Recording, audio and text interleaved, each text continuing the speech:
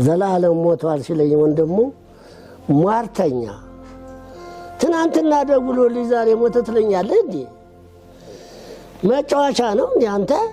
ስትቀልድብኝ ነው እንዴ? እኔ አላምንህም። ገዳበል የለው ደሞዝ የለው ልጄ አንጀቱን አስሮ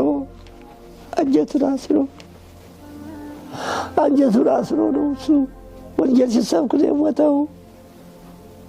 ታላቅ ሰው ያጣ ነው።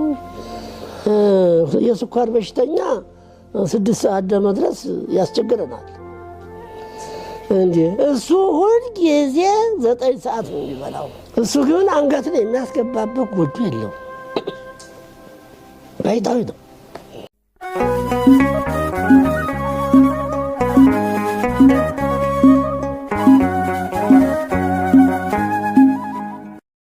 ትልቅ ጉዳት ነው የተጎዳ ነው። እሱ አይደለም የተጎዳው እሱ ሳይሆን እኛ ነው የተጎዳ ነው። ዓለም አቀፍ ሰባኪ ነው እኮ በዓለም ዙሪያው ሄዶ ዞሮ ወንጌልን የሰበከ እድሜ ልኩን ከ30 ዓመት በላይ ባለ እድሜው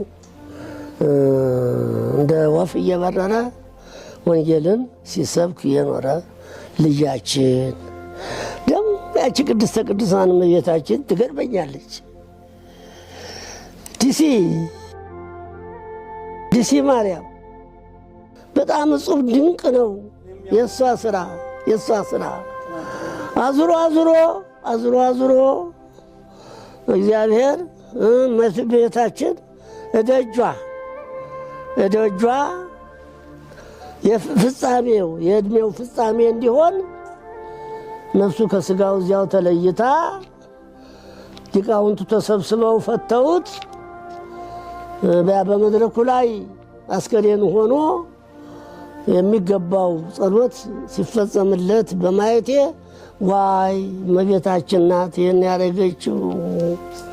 የድካሙን ታውቅለታለች።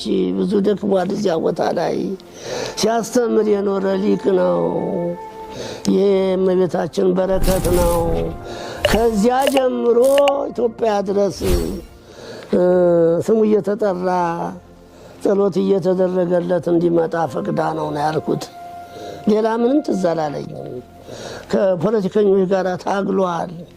ብዙ መከራም ተቀብሏል።